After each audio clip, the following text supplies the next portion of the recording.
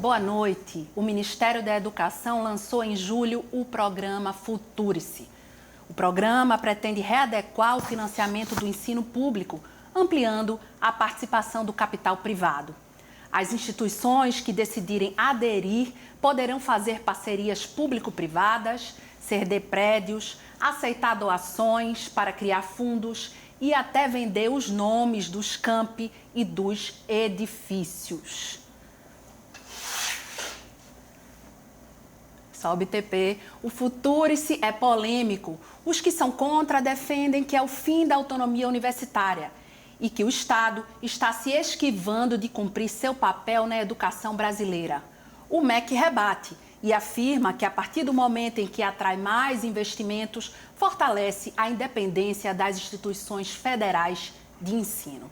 O Opinião Pernambuco de hoje discute o programa Futurice. São nossos convidados: Anísio Brasileiro, reitor da Universidade Federal de Pernambuco; Anália Ribeiro, reitora do Instituto Federal de Pernambuco; e Marcelo Carneiro Leão, vice-reitor da Universidade Federal Rural de Pernambuco. Você pode participar enviando perguntas para o número do WhatsApp. Anote aí, 81988307098. Não se esqueça de colocar seu nome e local onde mora no início da mensagem. Este programa também está sendo exibido pela internet no endereço fpe.br/NTVRU e também no aplicativo UFPE Play. Boa noite, muito bem-vindos, muito bem-vinda hoje aqui ao Opinião Pernambuco.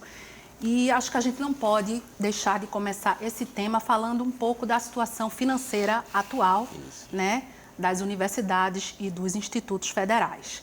Bom, o Futurice é lançado em meio a um contingenciamento de verbas, né, 30% em abril e agora em julho, finalzinho de julho, mais 348 milhões contingenciados, né? Bom, essa afirmação de que a partir de setembro vai ser impossível cumprir com as obrigações, a universidade não vai ter mais condições, o Instituto, procede, professor Anísio? Boa noite, Ana, boa noite aos amigos da televisão universitária, a mais antiga do Brasil, boa noite à comunidade, à sociedade que nos assiste. Procede, Ana. Para discutir o futuro, é importante que nós garantamos o presente. E o presente, no caso específico da UFPE, cumprimento a reitora, o vice-reitor, no caso específico da UFPE, é um bloqueio de 50 milhões de reais que aconteceu no mês de maio, e esse recurso ele vem sendo entregue à universidade mês a mês, uma média de 14 milhões por mês, maio, junho e julho, quando deveria ser 14 milhões, nós temos recebido em torno de 8 milhões, o que significa dizer que os recursos estão comprometidos do ponto de vista dos editais, que nós não lançamos editais de apoio a laboratórios de graduação, de pós-graduação, os recursos repassados aos departamentos e aos centros para manutenção também não foram alocados e, especificamente, nós estamos já com grandes problemas nos contratos de manutenção, não é? Então, é fundamental que nós discutamos com o Congresso, nós estamos à disposição do Ministério da Educação para que nós, os 40 mil estudantes que nós recebemos segunda-feira passada, as 4 colações de grau que nós fizemos desde segunda, inclusive hoje, elas possam ser objeto de realização e que a comunidade não se frustre. Portanto, é muito difícil a nossa situação, mas nós temos que lutar, porque a universidade pública ela é um patrimônio do Brasil. Essa situação se repete na Rural e também no IF? A gente pode dizer que estão na mesma situação também, a partir de setembro. Sim, impossível em termos gerais, compromissos. sim.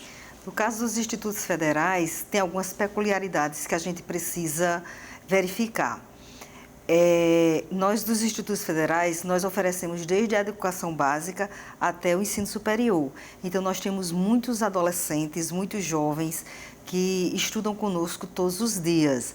Então, nós somos 16 campi, uma comunidade de 27 mil estudantes e mais 2 mil servidores que estão em situação das condições básicas de trabalho, de estudo, de produção acadêmica, de aprendizado não estarem garantidas. Sim. E isto é um problema considerável. Então, se os nossos laboratórios, se os nossos seres moventes dos nossos campi agrícolas não tiverem condições de existir, isso quer dizer que nós provavelmente teremos que interromper as nossas atividades muito brevemente. Com o dinheiro que foi repassado esse mês, nós chegamos a quase no limite de tudo que a gente tem para terminar o ano, se não houver o descontingenciamento. Então, nós ainda estamos em agosto, então você imagine que daqui até o final do ano, nós não teremos condições de levar a cabo as nossas atividades. Isso é um prejuízo enorme para esses nossos estudantes e as nossas estudantes que estão em processo de formação. Sim. Você imagina 27 mil adolescentes, 27 mil jovens que vão desde o médio integrado até a pós-graduação terem seus estudos interrompidos por falta de possibilidade da instituição funcionar. Então, ao fim e ao cabo, o direito à educação, que está na Constituição, né? A educação é um direito de todos e um dever do Estado, esse direito está em risco hoje. Para o vice-reitor, eu queria saber se a situação também é essa e queria complementar fazendo mais uma pergunta. Se no entendimento do senhor, o Futurice foi uma resposta do governo federal justamente porque as pessoas foram às ruas, né, em maio, contra esse contingenciamento. Então, se foi o governo, bom, não, vamos contingenciar, mas temos aqui um programa para responder por essa parte financeira. Tá, Ana. Boa noite, Ana, boa noite, professor Anísio, professora Anália, a todas e todos que nos assistem pela TV Universitária. Em relação à situação, é muito semelhante que acontece em todas as universidades, em todos os institutos. Nós tivemos um contingenciamento da ordem de 31,86%, que afetou algo em torno de 28 milhões, mas e também eu preciso acrescentar uma coisa importante a se tratar, é que esse contingenciamento foi feito no final de abril. Sim. Significa que os 4 primeiros meses do ano, janeiro, fevereiro, março e abril, nós estávamos executando o orçamento na base do orçamento completo, dos 100%. Então, quando você contingencia 31%, final de abril, começo de maio, para que a gente pudesse chegar ao final do ano, a gente teria que ter uma economia da ordem de algo em torno de 45%. Então, o impacto não é somente dos 31%, é de algo em torno de 45%, por maiores esforços que estão sendo feitos em ajustes. É importante a sociedade saber que a gente trabalhava já num orçamento extremamente enxuto nos últimos anos. Nós não tínhamos gordura, como se acha, para cortar. Então, a gente tem trabalhado, feito o máximo de esforços possíveis, mas acredito que, se não houver descontingenciamento, nós teremos dificuldade de chegar ao final do ano. Em relação ao Futurice, é uma discussão que a gente está fazendo em todas as universidades, em todos os institutos, e que eu queria inicialmente colocar que a temática, os temas escolhidos no Futurice, em tese, eles não são ruins em relação à inovação, ao empreendedorismo, à internacionalização, à gestão e governança. O que eu discordo é que isso já é feito dentro das instituições e que nós podemos, obviamente, melhorar esse mecanismo da gestão, da governança, da internacionalização, mas através da estrutura organizacional e jurídica que a gente tem hoje. O grande questionamento que eu faço e que a comunidade quase toda faz é que não há necessidade para que a gente possa otimizar esses processos da implementação das organizações sociais, nem desse fundo privado de investimento. É possível fazer isso tudo dentro do arcabouço legal, com ajustes, com melhorias no processo de gestão, sem precisar de organizações sociais, que daqui a pouco eu acho que o debate vai falar um pouco mais. Professor Anísio, quem elaborou o Futurice? A comunidade acadêmica brasileira participou da elaboração? Não houve absolutamente nenhuma participação da comunidade acadêmica. Nós fomos chamados, não é, pelo Ministério da Educação, no Ministério e depois no INEP no dia seguinte, e nos foi apresentado o projeto Futurice e não discutimos, não houve nem participação de nenhum reitor na sua elaboração. Ora, nós iniciamos em todo o Brasil, através da Andifes, em todas as universidades, né, nos institutos institutos o debate sobre um tema que é fundamental, que é o futuro das universidades. Mas para discutir o futuro, o presente tem que existir. Por isso, a necessidade do desbloqueio do recurso. Para discutir o futuro, nessas dimensões que o vice-reitor colocou, da internacionalização, da pesquisa, inovação e da gestão, é preciso ter como referência, por exemplo, a história das universidades federais, que já tem 40 anos, desde quando o artigo 207 da Constituição foi posto em prática. Então, nós somos um conjunto de universidades regidas por um sistema de autonomia da gestão acadêmica, administrativa e financeira. Nós temos uma carreira no Brasil inteiro medida pela avaliação pelos pares, pela progressão. Nós temos os concursos públicos para técnicos e para docentes. Nós temos a gratuidade do ensino de graduação e de pós-graduação. Então, nós temos a carreira e tendo como referência o Plano Nacional de Educação. Então, essas conquistas é que levaram a que as universidades e os institutos fossem responsáveis por 95% da produção científica brasileira. 2/3 dos estudantes que estão hoje nas universidades e nos institutos, eles possuem renda familiar média per capita de até um salário mínimo e meio. Então, isso é importantíssimo. Isso é fundamental. Né? Então, para que esse patrimônio da sociedade brasileira continue a existir, é absolutamente essencial o recurso público. No mundo inteiro é assim. São recursos públicos que garantem a base de sustentação da formação acadêmica, da pesquisa e da extensão, dentro de uma visão de internacionalização do conhecimento. E a população? Porque foi aberta uma consulta pública que vai até 15 de agosto. A população já entendeu o que é o futuro e se, na sua opinião, professora, está por dentro?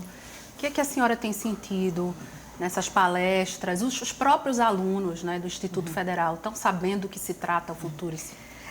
Nós temos procurado ampliar. Essa semana nós já tivemos uma reunião sobre isso, mas há que se considerar também que o próprio texto do projeto de lei, ele tem algumas lacunas muito importantes e algumas ambiguidades. Na nossa opinião, como na opinião de todo o Conselho das Instituições Federais de Educação Profissional, o CONIF, é um texto que ainda é muito incipiente. Então, ele teve um lançamento precoce nesse sentido e há pontos obscuros, pontos que a gente lê e relê o projeto de lei e não consegue compreender como é que se dá. Então, em muitos aspectos, é como se você estivesse assinando um cheque em branco. É como se você estivesse sendo pressionado a uma adesão de uma situação que você não sabe como vai ser. Só dar um exemplo. No próprio texto do PL, do projeto de lei, está previsto um comitê gestor, mas não está no texto da lei quem vai compor o comitê gestor e nem quais são os seus critérios. E tem alguns pontos muito problemáticos que, na minha opinião, ele tira a presença do Estado no processo da oferta da educação e substitui a presença do Estado por todo um mecanismo, tanto de fomento como de controle privado, né? Então, tem duas grandes áreas que esse projeto de lei traz como uma proposta, que ainda é uma proposta, ainda não foi para o parlamento. Sim, tem que ser aprovado pelo Congresso. Isso, também, tem que ser né? aprovado pelo Congresso. Então, tem dois grandes níveis de atuação e em ambos os níveis a gente tem algumas preocupações. Não discordo do professor Marcelo, apresenta temáticas interessantes, mas são temáticas que, na maioria das vezes, nós já exercemos e aquelas sobre as quais a gente ainda não tem uma atuação, a gente pode, com o ordenamento presente, ter uma atuação ampliada nesse sentido. Mas eu falava dos dois eixos. Tem o eixo de gestão, e esse eixo de gestão está previsto no projeto de lei, que ela se dará uma boa parte da gestão das instituições, que hoje é de autonomia da instituição, se dará através de organizações sociais, de entidades privadas, e o outro grande eixo é de fomento para várias atividades, que se dará também por meio do mercado financeiro, que é de fundos privados também. São duas grandes preocupações. Como é que vocês estão enxergando essa entrada os dois pés, né, das organizações sociais, porque, inclusive, essas organizações, em primeiro momento, já teriam que ser qualificadas pelo MEC, não é? E sem necessidade de chamamento público, eles usam esse termo. Isso. Como é que vocês estão enxergando? Eu acho que essa questão, Ana, das organizações sociais e do fundo privado são os dois tópicos que, de pronto, a comunidade universitária rechaça por achar, e aí é uma opinião muito forte, de que a gente pode continuar fazendo, otimizar os processos de gestão, governança, internacionalização, pesquisa, inovação, sem necessidade das OS. A entrada de uma OS, a gente tem que ter essa percepção. Primeiro que, de fato, boa parte da minuta do projeto de lei, ela deixa para depois, como um cheque em branco, uma série de normatizaçõe. Mas aquela que já está explícita, ela deixa também uma série de preocupações. Primeiro, acredito que é um ataque à autonomia universitária. Porque você, só em relação ao conselho gestor, por exemplo, que é proposto, as universidades passarão a ter no máximo 40% da representação. Então, ou seja, 60% ficará nas mãos das organizações sociais. Isso está explícito. Está explícito também que a contratação dessa organização social, ela pode ser feita, inclusive, por dispensa de chamamento público de organizações já existentes. Então, isso é preocupante de uma forma muito, muito forte. Então, essas questões, a questão do fundo privado, sim, de onde vão vir esses recursos? O sentimento que a gente tem, pelo menos é o meu pessoal, é que esses fundos, na verdade, que poderiam ser acréscimos de novos recursos à instituição, na verdade, ele vai receber o orçamento que já é existente da nossa universidade, transferir. Então, na verdade, não há dinheiro novo. Sim. O que há, uma tentativa é de passar da estrutura organizacional, do arcabouço legal que a gente tem de uma autarquia, para uma organização social. Então, isso a gente é frontalmente contra. Vou ter que interromper o senhor. Hoje a conversa é sobre o programa Futurice. Voltamos já.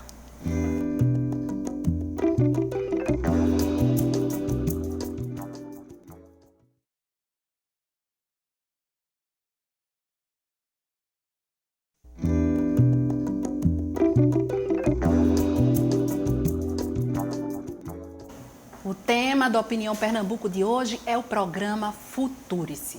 Para participar desta conversa, convidamos Anísio Brasileiro, reitor da Universidade Federal de Pernambuco, Anália Ribeiro, reitora do Instituto Federal de Pernambuco, e também Marcelo Carneiro Leão, vice-reitor da Universidade Federal Rural de Pernambuco. Você pode participar enviando perguntas ou comentários para o número do WhatsApp. Anote aí, 819-8830-7098. Não se esqueça de colocar seu nome e localidade onde reside no início da mensagem.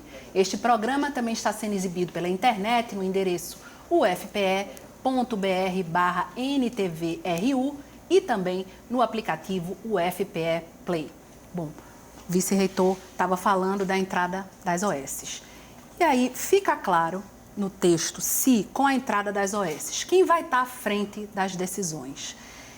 Serão os conselhos administrativos da OS? Será o conselho universitário, como é hoje, ou ainda o comitê gestor, que a professora comentou no bloco passado? Isso ficou claro? E entrando as OS, quem vai comandar? Não fica claro. Por isso que é muito importante o que a Anália e Marcelo colocaram, que é a necessidade do debate nas universidades, mas, sobretudo, o debate junto à sociedade, que confia e que sabe da importância das universidades federais. Na verdade, esse projeto Futurice, ele significa o quê? Uma adesão ou não, né? É voluntário, do Conselho Universitário a assinatura de um contrato de gestão entre a universidade e o Ministério da Educação para que uma organização social, ou seja, uma entidade de fins privados que existe na legislação, essa entidade chamada organização social, ela possa gerir os bens da instituição, não é? Por exemplo, os equipamentos públicos, os terrenos, que seriam cedidos, não é? Pela Superintendência da União, que é quem cuida de todos os bens públicos das instituições, cedidos a essas organizações sociais que passariam a geri-las e ir buscar os recursos para o seu financiamento em fundos internacionais de investimento. Ora, isso é um grande risco, você colocar o patrimônio público numa atividade dessa natureza de grande risco. Por quê? porque o que é previsto no Futurice, e que foi comentado aqui nas dimensões internacional de pesquisa e de gestão, já são realizados pela universidade, todas as universidades e institutos do Brasil. Aquilo que a OS faria é o que as fundações de apoio ao desenvolvimento, no caso da UFPE, a nossa FAD, já o fazem. Para vocês terem ideia... um pouco concorrente. Não, porque isso a FAD faz, as fundações fazem. As fundações são essenciais.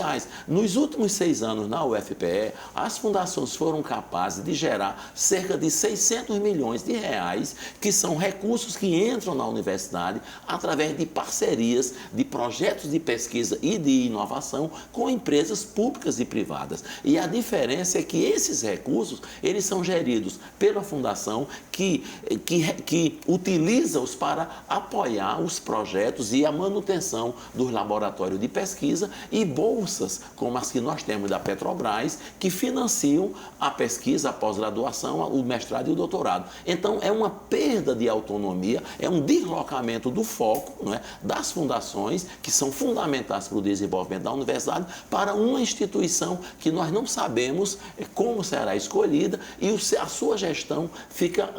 A universidade perde a autonomia para fazê-la. Então, esse é um ponto que nós não aceitamos, porque não há necessidade de alguém substituir as fundações que funcionam tão bem. Mas veja bem, tem outra coisa sobre o OS, Anísio, para complementar a sua fala, que nos preocupa bastante. É que quem vai sustentar essas OSs? Né? Porque você tem a história do fundo, mas o fundo leva tempo. Mercado financeiro é uma atividade de risco, é uma atividade de alto risco. Então, quem é que vai sustentar essas OSs? Então, você vai sobrepor uma estrutura administrativa de direito privado sobre uma estrutura administrativa de direito público. Aí tem algumas questões adicionais sobre essas que também são muito preocupantes. O próprio PL, o próprio texto do projeto de lei, ele prevê cessão dos nossos espaços para a organização social.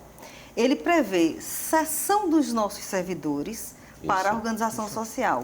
E ele prevê cessão orçamentária de LOA, da Lei do Orçamento Anual, de nossas instituições para essas organizações sociais. Ora, se eu já estou com dificuldade de espaço, se nós já estamos com dificuldade de novos códigos para servidores, tanto técnicos administrativos quanto docentes, se nós já estamos com a dificuldade orçamentária e financeira que nós temos, como é que nós vamos sustentar uma organização social, pelo menos até que esse mercado, né, que é um mercado de risco, é um mercado de alto risco, como é que nós vamos sustentar se o nosso presente não nos permite orçamentariamente garantir que nós sustentemos as nossas atividades, as nossas instalações? O Fundo Soberano de Conhecimento, só para quem está em casa entender, né? Todas as ações do Futurice serão financiadas por um grande fundo de natureza privada de investimento, que eles estão chamando Fundo Soberano de Conhecimento. O governo fala em um aporte inicial de 100 bilhões e as cotas serão negociadas na Bolsa de Valores. Só para quem está em casa me entender. permita, eu vou chegar nos fundos, mas eu queria pegar o início da sua colocação, quando você questionou o professor Anísio, e aí complementar a fala dos dois, quando você perguntou em relação a quem teria, então, esse comando de gestão. Seriam os conselhos, o conselho universitário ou o conselho gestor.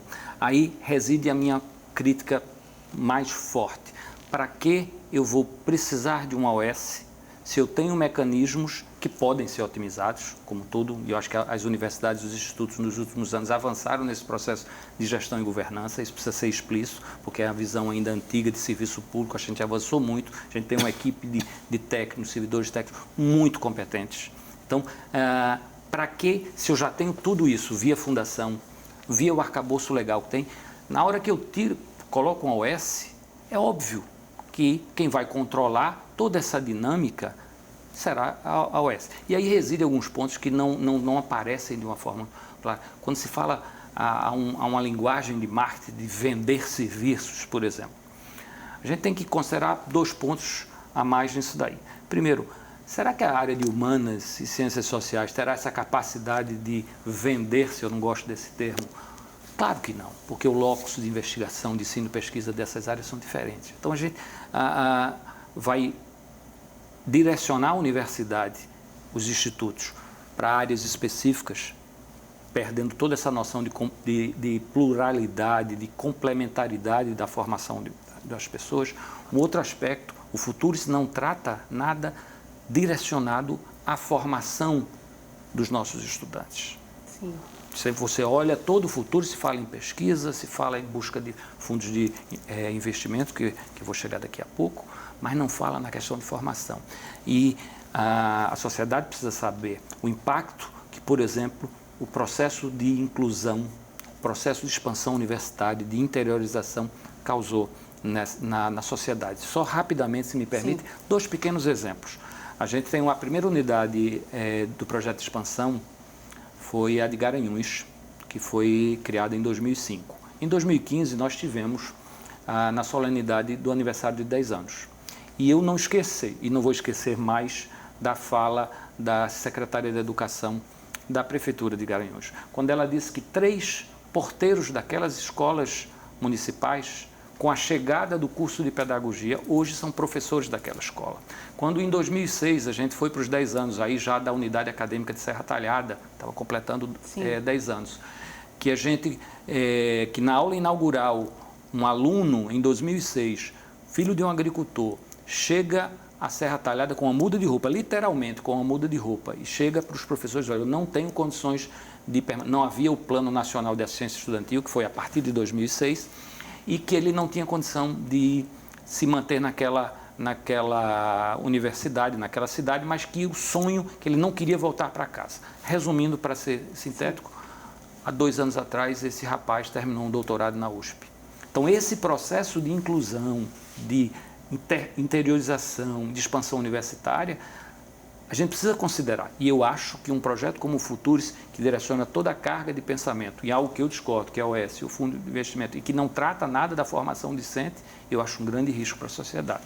Um outro ponto que o governo, usa como argumento é de que a universidade hoje está muito afastada do mercado, das indústrias, não é?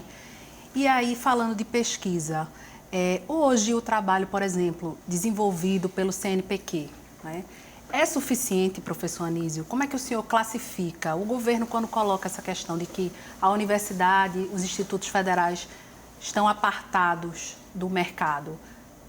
Ele está correto? Não. As universidades, elas têm intensa interação com a sociedade, seja em projetos de extensão, seja em projetos de pesquisa. Eu dou um exemplo específico no caso da Federal de Pernambuco, mas nós temos tanto na Rural quanto no Instituto Federal, nós inauguramos recentemente um Instituto de Tecnologia do Petróleo, na área de petróleo e gás. Um aporte da Petrobras de 76 milhões de reais, cujos recursos foram adquiridos a partir, de um lado, da competência dos pesquisadores em área de geologia, engenharia de minas, química, civil, mecânica, e de outro lado, da competência dos servidores da fundação e das pró-reitorias que tiveram a capacidade de fazer a gestão desse recurso e construir uma edificação dentro da legislação, não é? Que hoje orgulha o Estado, orgulha o país, porque a Petrobras é nossa, a Petrobras é uma empresa brasileira. Então, esse é um exemplo, mas na área de saúde, na área de biociências, em todas as áreas do conhecimento, as parcerias existem. Por isso que não há necessidade absolutamente de uma organização social. Agora, a Anália tocou no outro ponto, que é a questão dos servidores. Veja, a confiança que a sociedade tem no nosso trabalho repousa na competência dos servidores técnico-administrativos e docentes, que são contratados por concurso, não é? E o concurso é a oportunidade de toda a sociedade, através do mérito, ela poder acessar ao serviço público, que é fundamental. Então, essa competência e essa forma de entrar via concurso, ela fica em risco com a entrada das organizações sociais. É um aspecto que pode não se chamar muita atenção, mas ao invés de incentivar a cooperação entre projetos, entre áreas do conhecimento, né? O Futurice, ele incentiva a competição. O professor ele pode se deslocar da universidade para a organização social, ele continuaria dando aula, mas isso pode ser um grande risco, porque você pode realmente separar a formação acadêmica da atividade de pesquisa. Além do que, através de organizações sociais, não necessariamente são concursos públicos que fazem com que as pessoas ingressem na instituição. Pegando essa palavra do senhor, competição. Essa questão de que aí a universidade, o Instituto Federal vai poder decidir se vai aderir ou não. Como é que vocês estão enxergando essa questão dentro desse escopo? Será que vai ter tratamento diferenciado? Quem aderir, de quem não aderir? Será que isso pode causar um cisma dentro das próprias instituições? Como é que vocês têm visto isso, professora? Esse é um motivo de debate intenso, né, no Conselho das Instituições Federais de Educação Profissional, o CONIF, e a nossa perspectiva é que nós devemos cada dia mais trabalhar cooperativamente e em rede. Nós, reitores do Estado de Pernambuco, temos essa conversa em momentos cruciais para as nossas instituições e a gente entende que cooperar é sempre melhor do que competir. A produção do conhecimento deve ser uma produção colaborativa, solidária e principalmente visando toda a sociedade.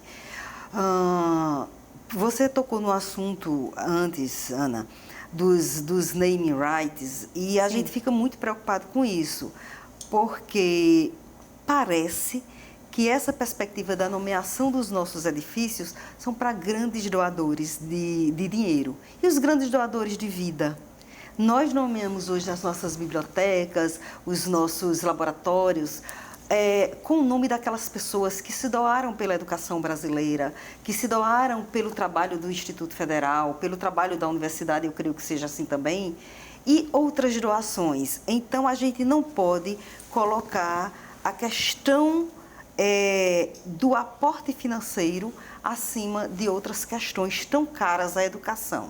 Sim. A educação é um direito e a educação ela deve buscar o bem viver da população e a plena cidadania. Aí, neste sentido, a gente fica muito preocupado com o espírito da lei, sim, que mais parece um tratado sobre finanças do que um tratado sobre educação. Vou ter que interromper a senhora. A gente volta rapidinho, hoje debatendo sobre o programa Futurice.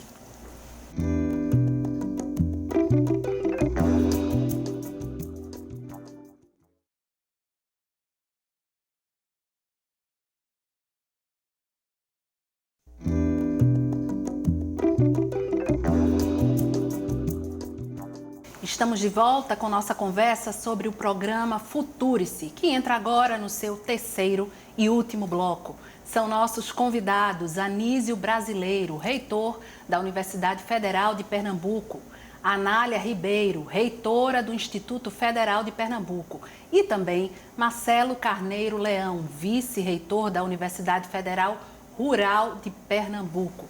Quero passar primeiro a palavra para o professor Marcelo, que ele ficou aqui no intervalo dizendo que quer fazer uma complementação. Eu queria tocar num ponto em relação aos fundos privados de investimento. Eu acho que algumas coisas que estão meio subliminares e que precisam ser postas para que a sociedade possa entender. Primeiro que esse fundo, ele não tem uma liquidez, ou seja, ele não traz recursos de imediato. Quando a gente está numa necessidade, como bem disse o professor Anísio, de pensar no presente, ou seja, pagar as contas desse momento. Então, é uma coisa que a gente precisa entender, que esse dinheiro, mesmo esses possíveis fundos de investimento privado, eles não viriam de imediato. Então, levaria um tempo com a liquidez. E eu acho que o que está mais claro para mim e que precisa ser posto para a sociedade é você relocar a questão do financiamento, de um financiamento público para um financiamento privado. E não se discute duas coisas que eu acho que precisa discutir. Nós estamos sob a égide do teto dos gastos. A PEC, né? Da PEC, que não é mais PEC, agora já é lei. Já é uma emenda constitucional. Sim. Então, isso precisa ser discutido. Boa parte das dificuldades de recursos advém de 2016 com a questão do teto dos gastos. E uma outra coisa que precisa ser discutido pela sociedade é em relação ao financiamento, e que não se fala em reforma de previdência, reforma trabalhista, mas não se fala de reforma tributária. Nós temos no Brasil uma matriz tributária extremamente injusta. Os 10% mais ricos incidem sobre eles um percentual de 21%. Nos mais pobres, nos 10% mais pobres, o percentual de imposto é de 32%. E mais grave, a nossa matriz tributária é quase que 70% concentrada em consumo, pouca coisa em propriedade e renda. Quando você vai para países na Europa desenvolvidos, a matriz é a inversa. Então, isso é que precisa ser discutido, porque aí você garante recursos públicos para que a universidade continue dentro de uma autarquia, com arcabouço legal, fazendo o que ela sabe fazer, porque é preciso também lembrar a sociedade. Os melhores indicadores de ensino, pesquisa e extensão estão nas universidades públicas e nos institutos federais. Vou começar com as perguntas aqui do público. Marcone de Igaraçu, olá, boa noite. Há vários concursos públicos abertos ainda na vigência do antigo decreto de 2009. O Futurice tem como inviabilizar a convocação dos próximos servidores técnico-administrativos? A adesão ao Futurice vai ser realmente voluntária? Responder essa, professor Anísio. Bom, por exemplo, no caso da UFPE, nós temos os concursos docentes que estão se realizando normalmente, e nós temos a preocupação de, ao gerar uma vaga por uma aposentadoria, por exemplo, ela volta imediatamente para o departamento e o concurso se realize.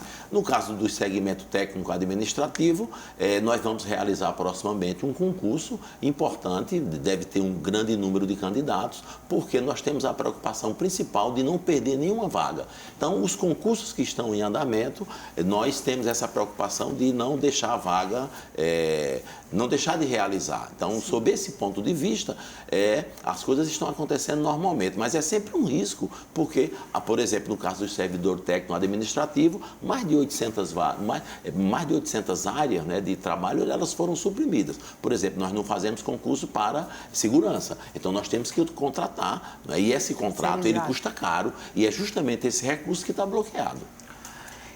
Deixa eu passar para mais uma pergunta. Posso só complementar a pergunta? Complemente, professor. Eu acho que a gente precisa também ter isso muito nítido, que nesse momento os concursos continuam, etc, etc.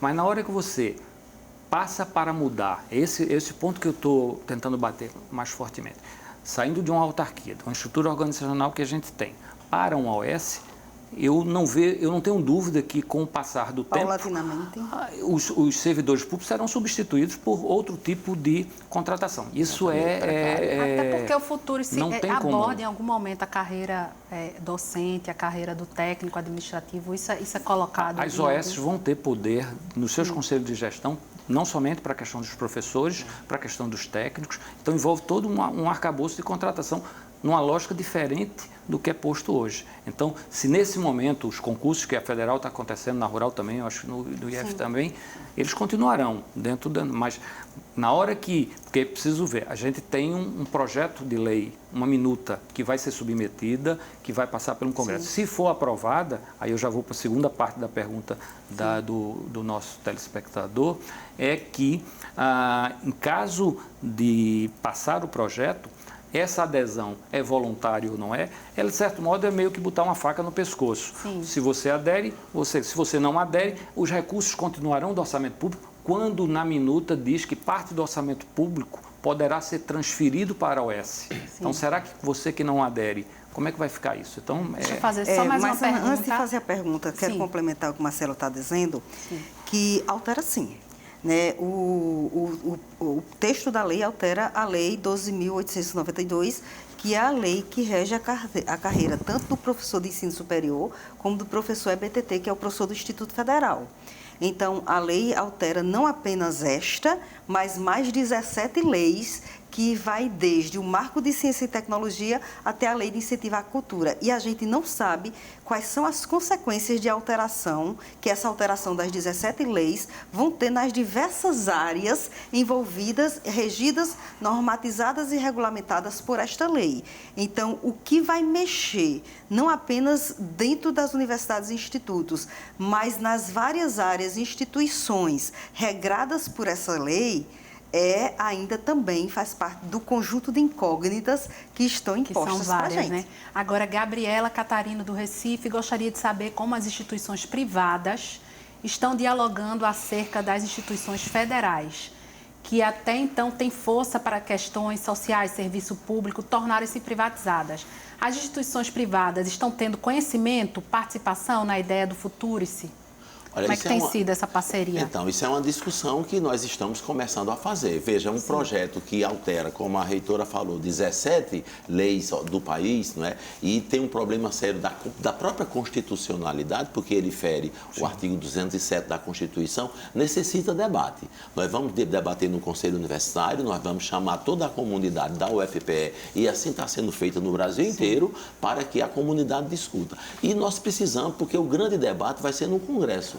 O projeto supõe-se, é dito, que ele irá em setembro para o Congresso e no Congresso nós teremos que trabalhar as alianças com os estudantes, com os servidores técnicos e docentes, mas as alianças com as empresas. É preciso que se saiba que as empresas brasileiras, as empresas privadas brasileiras, elas dependem da competência dos engenheiros, arquitetos, psicólogos, sociólogos, economistas, para que elas possam competir a nível internacional. Então, é de grande interesse do empresariado brasileiro que ele esteja em sintonia com as universidades, porque somos nós que formamos os recursos humanos para o futuro.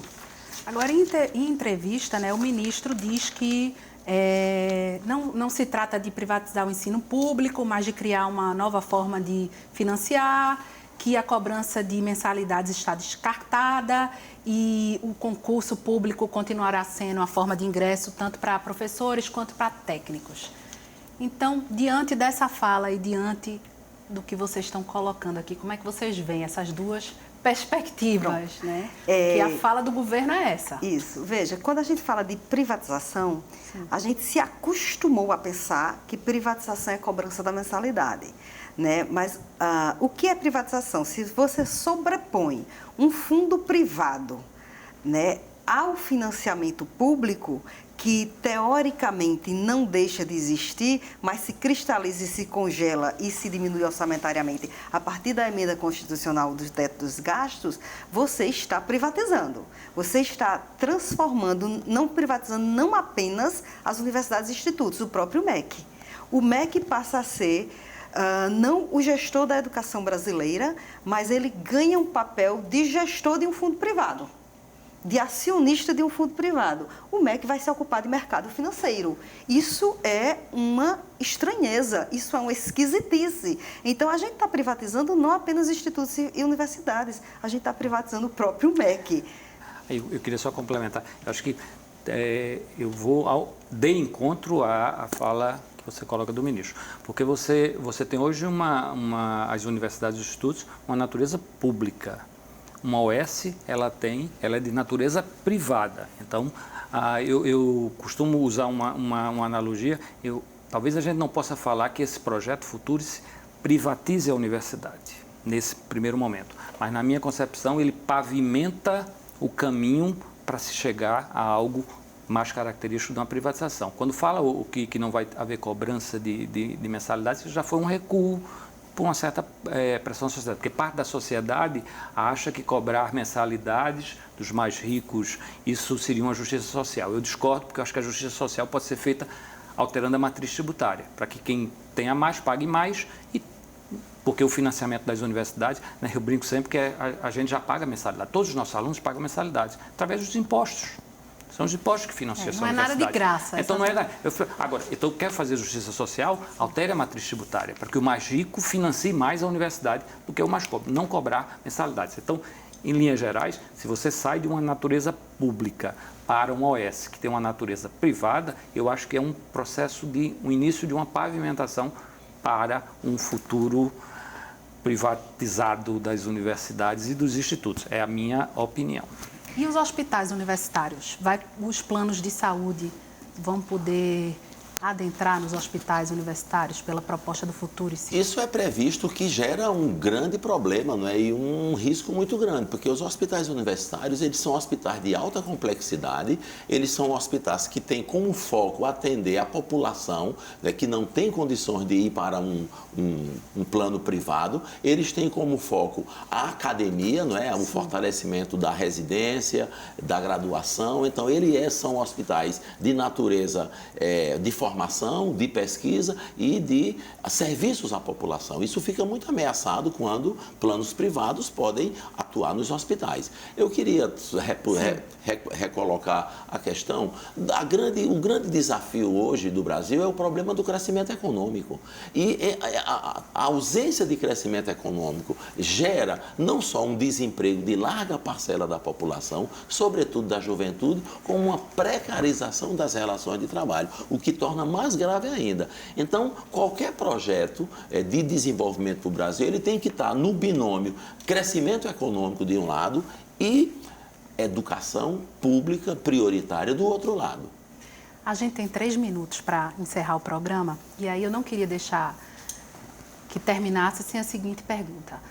A Universidade Rural, o IF, a UFPE, estão montando alguma contraproposta ou já tem alguma posição definida em relação ao Futurice? Isso vocês já estão preparando? Como é que vocês pretendem se comportar nesse futuro próximo? Então, lá na nossa Universidade Federal Rural de Pernambuco está havendo toda uma discussão. Eu acho que, em primeira análise, a gente está buscando as questões mais conceituais, e aí eu posso falar, não posso falar formalmente como a UFRPE, porque isso o debate está acontecendo, mas é o sentimento meu e é uma opinião minha, de sermos contrários, principalmente a questão da OS e a questão do fundo privado. Eu acho que isso, inclusive porque está se aventando rapidamente, usar uma analogia com o sistema americano. A gente cita um exemplo de Harvard, mas na verdade Harvard é uma universidade pequena. Quando você vai para Berkeley, 60% dos investimentos em Berkeley é de fundo público. Os Estados Unidos está sofrendo um problema muito grave no ensino superior, porque os jovens estão optando não fazer universidade, porque se fizer se endivida. Então essa discussão não pode ser puxada a partir de um modelo americano que é totalmente diferente da nossa realidade. E o IF? Não apenas o IF, nós estamos iniciando uma grande discussão, não apenas o IF, mas todos os institutos federais estão reivindicando uma ampla discussão nacional com todos os reitores, todas as reitoras, a comunidade acadêmica, professores, técnicos administrativos, estudantes, para que quem está dentro do processo possa definir o processo.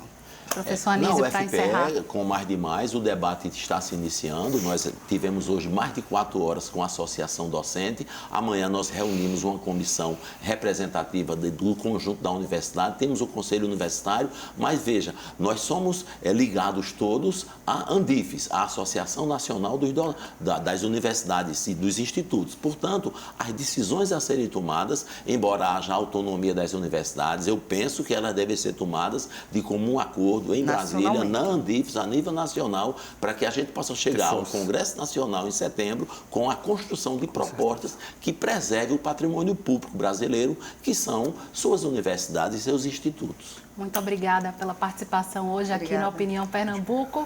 Muito obrigada pela sua audiência e até o nosso próximo encontro.